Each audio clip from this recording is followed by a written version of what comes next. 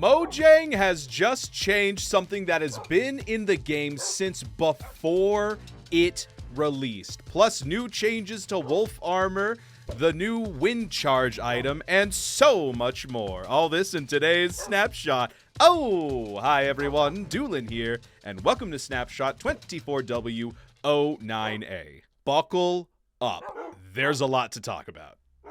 Starting off with the biggest change first, the user interface for Java Edition has changed. Now when you create new worlds, go to your single player or your multiplayer or even your realm, the panorama in the background will now show instead of the classic dirt background. That means for the first time since 2009, 2010, the background isn't dirt. But don't you worry, they may have changed the interface, but the double colon is still there, baby!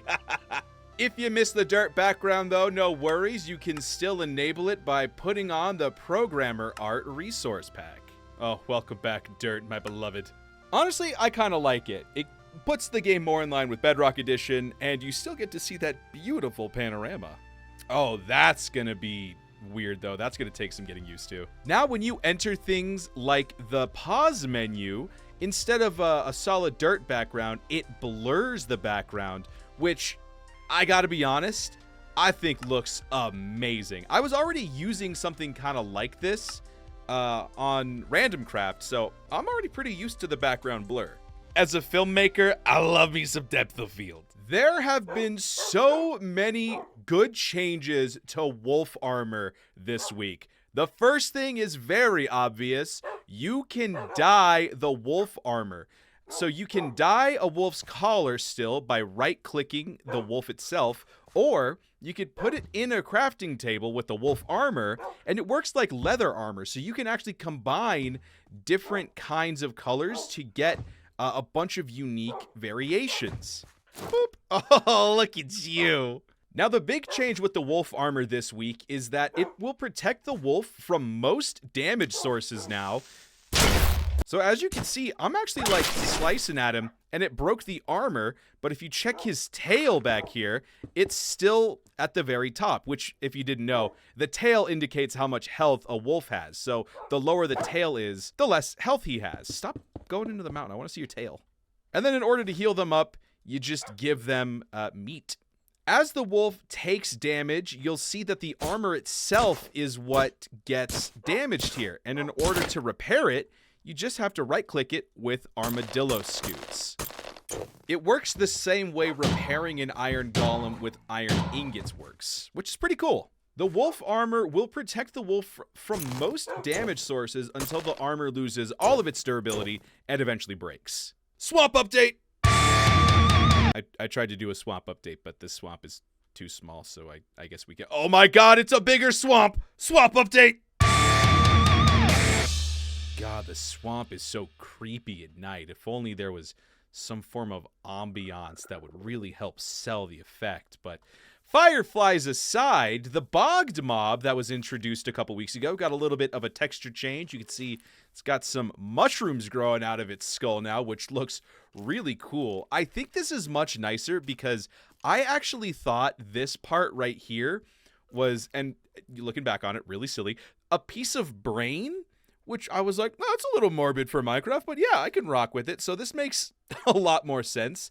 It's a lot clearer, and it shows off a new feature. If you shear a bogged mob, it drops mushrooms.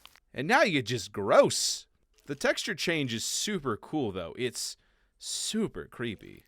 Now let's talk about the changes to the brand new wind charge item. If you've forgotten, you get that by killing the new breeze mob, and it drops wind charges, which when thrown create little wind projectiles that do a little burst upon contact with a surface. I don't know how, but they managed to make it even cooler. Back in the day, way long ago, I'm talking 2 weeks ago, when you threw the wind charge, there was a little bit of a random radius that it would go towards. But now they've actually removed the randomness, so it will always hit in the same spot. This goes for player thrown wind charges as well as when the breeze shoots it. Now let me tell you why this is so cool. Wind charges have this really fun feature where if you throw them, they'll just keep going. This also applies to dispensers. So now in theory, you can throw this projectile and just have it go, dude. Just have it go. And it will always hit in the same spot, no matter how far away your target is. Now, the same cannot be said for when it's fired from a dispenser. There is still some randomization when it's shot from a dispenser, but it's still so cool. I love this item. I love it so much. Now, the wind charge randomness may be gone, but if you want to reintroduce a little bit of random back into your life, why not consider checking out my Randomcraft series? It's a fun little Minecraft SMP with me and a couple of other great content creators.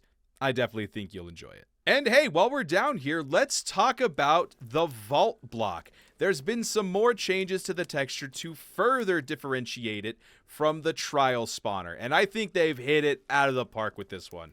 I think this looks really, really nice. So what do you guys think of the changes with the vault block compared to the trial spawner? I think it's pretty obvious which one's which now.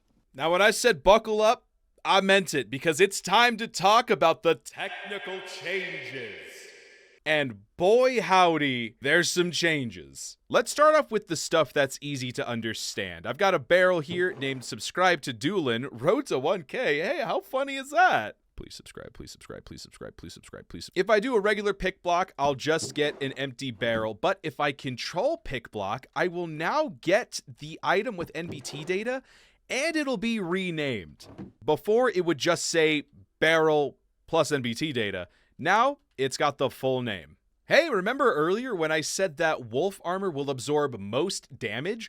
Well, you can actually determine what will bypass that wolf armor. In the brand new data pack version 33, you have bypasses wolf armor for damage sources that cannot be absorbed by the wolf armor. And speaking of NBT data, oh boy. Minecraft is changing item stack specific properties, replacing the current NBT tag with structured components. What the heck does that mean? A bunch of different data packs and custom maps use NBT data to make items do things that they wouldn't normally do. And it's super creative.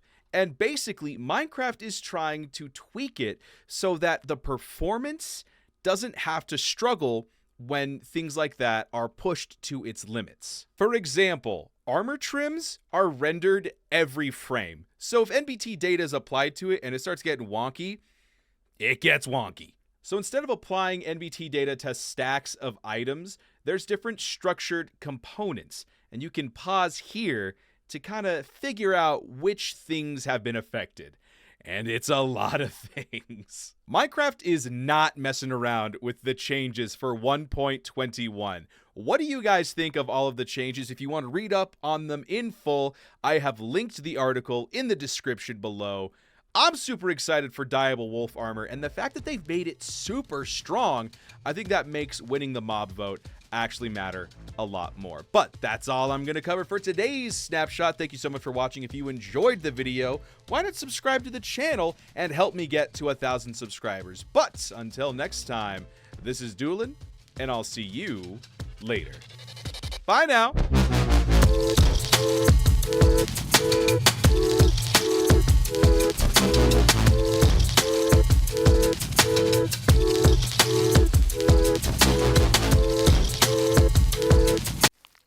Ugh, gross. Did you hear that? Do it again. Do it again. Ugh.